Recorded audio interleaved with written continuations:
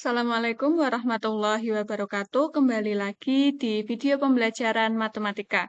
Pada video kali ini kita masuk di bab 2, masih di bab 2, bagian yang kelima. Di mana pada bagian yang kelima ini kita akan membahas tentang diagram pencar.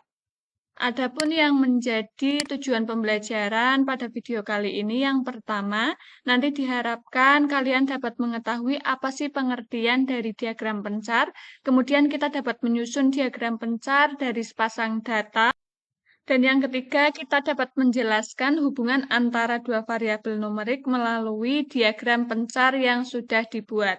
Oke, kita langsung saja ke bagian yang pertama tentang pengertian diagram pencar. Apa sih diagram pencar itu? Diagram pencar adalah diagram yang berupa persebaran titik-titik dalam bidang kartesius yang menunjukkan pola hubungan antara dua data atau variabel. Jadi nanti diagram pencar itu bentuknya adalah persebaran titik-titik. Ini untuk pengertian dari diagram pencar itu sendiri. Kemudian yang bagian kedua yaitu tentang cara menyusun diagram pencar atau bagaimana cara membuat diagram pencar. Yang pertama, kita tentukan dulu variabel X dan variabel Y, di mana variabel X adalah variabel yang memberi pengaruh. Jadi variabel X itu nanti variabel yang memberi pengaruh, sementara Y itu adalah variabel yang dipengaruhi. Kemudian yang kedua, kita menentukan nilai tertinggi dan terendah untuk setiap variabelnya. Yang ketiga, buat diagram kartesius dengan skala yang sesuai. Jadi nanti skala ini sesuai dengan nilai tertinggi dan terendah yang sudah kita peroleh pada langkah kedua.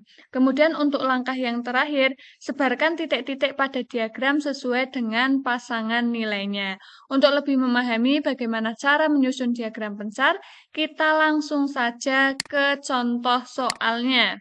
Nah, di sini misalkan disajikan data hasil penjualan dan jumlah kunjungan dari 20 orang salesman. Susunlah diagram pencar dari pasang data tersebut. Nah, di sini ada jumlah kunjungan, kemudian ada hasil penjualan. Sesuai dengan langkah tadi, yang pertama kita harus bisa menentukan mana yang sebagai nilai X dan mana yang sebagai nilai Y. Kalau di sini ada jumlah kunjungan dan hasil penjualan, maka yang menjadi variabel X adalah jumlah kunjungan. Kenapa? Karena jumlah kunjungan ini yang akan mempengaruhi hasil penjualan. Jadi X-nya itu jumlah kunjungan, sementara hasil penjualan itu sebagai variabel Y. Ini ya langkah tentukan variabel X dan variabel Y, di mana variabel X adalah variabel yang memberi pengaruh. Ini yang memberi pengaruh, kemudian Y-nya adalah jumlah penjualannya. Kemudian langkah kedua apa? Setelah kita menentukan mana yang sebagai variabel X dan mana yang sebagai variabel Y, langkah yang kedua, tentukan nilai tertinggi dan terendah untuk setiap variabelnya. Kita lihat untuk variabel X, nilai tertingginya berapa? Oh, dicari, di sini ternyata nilai tertingginya adalah 140. Kemudian nilai terendahnya mana? Nilai yang paling rendah adalah 88. Diperoleh nilai tertinggi 140, nilai terendah 88. Sekarang gantian yang variabel Y. Variabel Y nilai tertingginya berapa? Dicari, ternyata nilai tertingginya adalah 12. Nilai terendahnya berapa? Nilai terendahnya 2.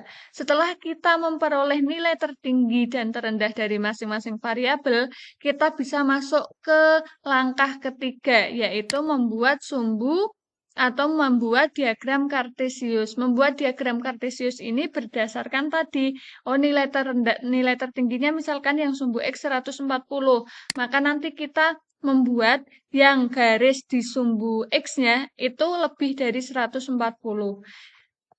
Langkah keempat, sebarkan titik-titik pada diagram sesuai dengan pasangan nilainya. Nah, tadi pasangan nilainya misal 90 dengan 4. Maka kita cari, oh 90, 4-nya mana? Ini dibuat titik. Kemudian pindah lagi 130 dengan 3. Maka kita cari 130, kemudian ini 3. Jadi semua data, ke-20 data ini dipasang-pasangkan akan membuat sebuah titik-titik atau sebaran titik-titik. Inilah yang dimaksud dengan diagram pencar. Kemudian untuk materi yang ketiga, menjelaskan hubungan. Dari diagram pencar yang tadi kita buat, itu ada hubungannya. Nah, di sini hubungan atau diagram pencar memuat 3 informasi penting, di mana dari gambar tadi yang pertama, kita bisa memperoleh pola hubungannya. Pola hubungannya seperti apa? Kemudian arah hubungannya bagaimana? Keeratan hubungannya seperti apa? Ini dari diagram pencar yang dibuat akan memuat 3 informasi seperti ini. Kita bahas untuk yang pola hubungan. Pola hubungan ini menggambarkan pola hubungan atau pengaruh suatu variabel terhadap variabel lainnya. Pola hubungan ada dua, ada pola linier dan ada pola hubungan non-linear. Kalau yang linear itu berbanding lurus. Ini berbanding lurus, bisa positif, bisa negatif ya. Yang penting berbanding lurus. Itu pola linier. Contohnya apa? Tinggi badan dan berat badan.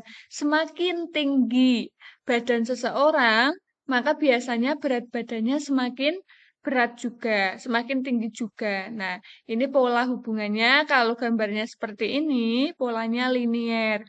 Kemudian yang kedua, kalau dia tidak membentuk lurus, tetapi seperti parabolik ya, seperti kurva seperti ini namanya hubungan non-linear. Pola hubungan ada dua, pola linear dan pola hubungan non-linear. Kemudian yang kedua, arah hubungan.